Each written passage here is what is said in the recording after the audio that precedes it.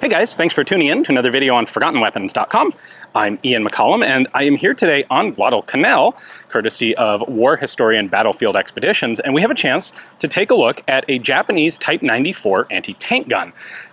This is one of those artillery pieces that doesn't show up a lot of places, especially not in the United States, but these were used in pretty decent numbers here on Guadalcanal, and so we have one that's in not really that bad of condition given its age and what it went through. So this is a 37mm semi-automatic anti-tank gun, and what semi-automatic means for a weapon like this is that when you fire it, the whole action is going to reciprocate backwards. You can see there's actually a hydraulic cylinder here that's going to act as a buffer, basically, to prevent it from slamming back too fast. So that controls the recoil of the gun. The action recoils backward, and when it's fully rearward, the breech block automatically opens and ejects the now empty case. Then the action reciprocates forward, the breech stays open, ready to load a new shell and manually close the breech. That's not how semi-automatic works in, say, a rifle or a pistol, but that is the idea of semi-automatic in a small cannon like this. So it's a 37mm semi-automatic gun. This was developed in 1934, first adopted in 34, when the Japanese realized, you know, military technology is kind of getting a little bit ahead of us here. We need some sort of anti-tank gun. And the utility of these guns bounced around between a couple different opponents that the Japanese were concerned about. One of them, of course, was China. Japan has been militarily active in China since before 1934, but the Chinese don't really have many tanks. Some of the warlords in China actually do have some armored vehicles, but it's really not a big threat to the Japanese army. Instead, it's a potential conflict with Russia that they're more concerned about, and having some weapon to take on Russian tanks. But this will go back and forth depending on what's considered a more significant threat. The gun was developed with both armor-piercing and high-explosive ammunition. So with the high-explosive ammunition, this tended to see a role as an infantry support gun. It's relatively small and light. The whole thing weighs about 700 pounds. It can be disassembled. It can be carried by a reasonably small crew. You know, the wheels come off, guys carry the wheels, someone carries the shield, someone carries the barrel. That's the one that sucks to get stuck with. Anyway, it disassembles for transport by a crew, or you could pack it onto something like a horse, or ideally, if you had it, a truck.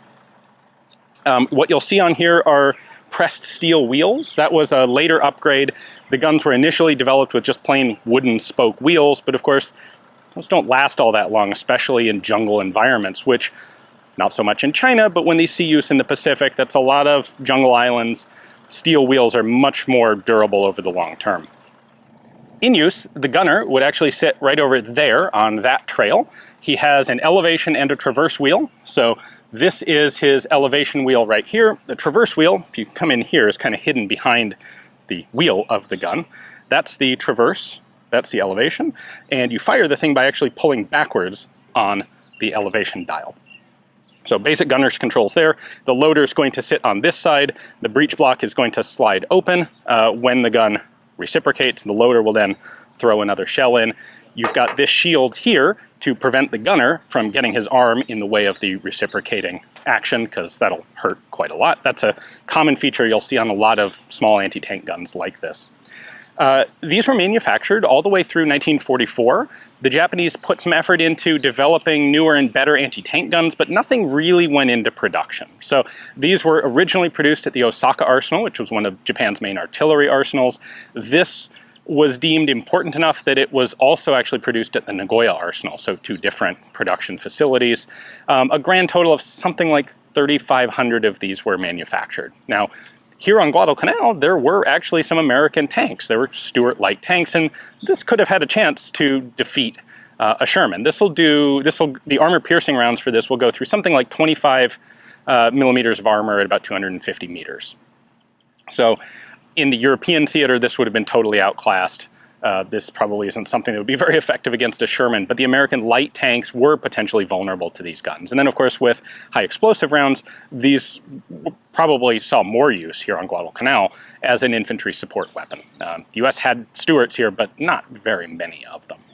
Aiming for the gun, I should add, was done with a little 8-power optical scope that mounts through this, pokes through this hole in the shield, mounts on here and that's how the gunner sighted the thing in. Of course, the optic's missing on this one. This gun, I think, has lived its entire life for the last 80 plus years out in the open. So we're actually, I think, pretty lucky that it is as intact as it is.